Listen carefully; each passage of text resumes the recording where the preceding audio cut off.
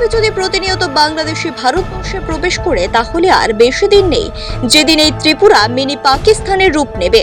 তাই প্রতিনিয়ত ত্রিপুরার বিভিন্ন জায়গায় অবৈধভাবে প্রবেশ করা রোহিঙ্গা ধরা পড়ছে রাজ্য পুলিশের কাছে। এই ধরনের কাজের সাথে যুক্ত ব্যক্তিদের নাম ঠিকানা সব থাকলেও কিছুই করতে পারছে না এই ধরনের মানব পাচারকারীদের বিরুদ্ধে, কারণ এদের পেছনে বর্তমানে কোনো এক অদৃশ্য শক্তি কাজ করে চলেছে। রাজ্যের পুলিশও সব জেনে শুনে অন্ধ ধৃতরাষ্ট্রের ভূমিকায়। সে যাই হোক, আবারও আগরতলা রেল স্টেশন থেকে জিআরপি পুলিশের হাতে আটক হলো 3 রোহিঙ্গা।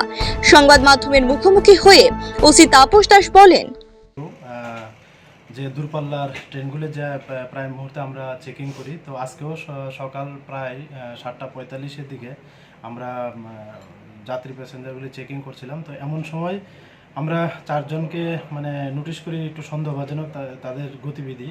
তারপর আমরা 4 জনকে ডিটেইন করি ওই স্পটেই, আগরতলা রেল স্টেশনের যে মেইন গেট, প্ল্যাটফর্মের এন্ট্রি গেট। তো তাদেরকে জিজ্ঞাসাবাদ করে প্রথমে জানতে পারলাম যে তারা রোহিঙ্গা এবং তারা প্রায় 8 বছর আগেই ওয়েস্ট বেঙ্গল বনপুল একটা বর্ডার আছে, তাদের কথা আর কি, তারা বাংলাদেশ থেকে হায়দ্রাবাদে গিয়েছিলেন। তো ওইখান থেকে তারা আবার এই 2 দিন আগে আবার এখানে এসেছিল, তারা বাংলাদেশ যাবে বলে এরকম বলেছে। তো এখানে যেহেতু আমাদের পুলিশ প্রশাসনের প্লাস এখন তো ইলেকশনের মরশুম, তো খুব দরকার পড়ে তারা আবার রিটার্ন যেতে চেয়েছিল আজকে, যতটুকু তাদের সঙ্গে কথা বলে জানলাম আর কি। তো এই সময় আমরা তাদেরকে গ্রেপ্তার করেছি আর কি, এবং এই ইয়েতে আমরা একটা মামলা নিয়েছি আমাদের জিআরপি থানাতে। আজকে তাদেরকে কোর্টে ফরওয়ার্ড করবো। তাদের নামগুলি কি কি? তাদের একজনের নাম হলো আব্দুল রশিদ, আর তাদের পিএস এমনি বলেছে মন্ডু, ডিস্ট্রিক্ট আইকুব মায়ানমারের। আর আব্দুল রশিদের বয়স 24, সবার একই বাড়ি। আরেকজন হলো এমডি ইউসুফ, ওর বয়স 23। আর 3 নম্বর যিনি আছেন উনি হলো এমডি হামিদ হোসেন, ওনারও 23 বছর।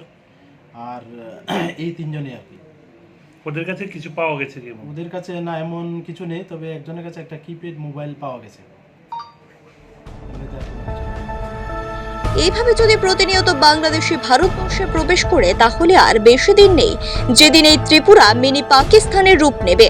তাই রাজ্য সরকারের প্রয়োজন এই ধরনের কাজের সাথে লিপ্ত লোকেদের কঠোর হাতে দমন করা।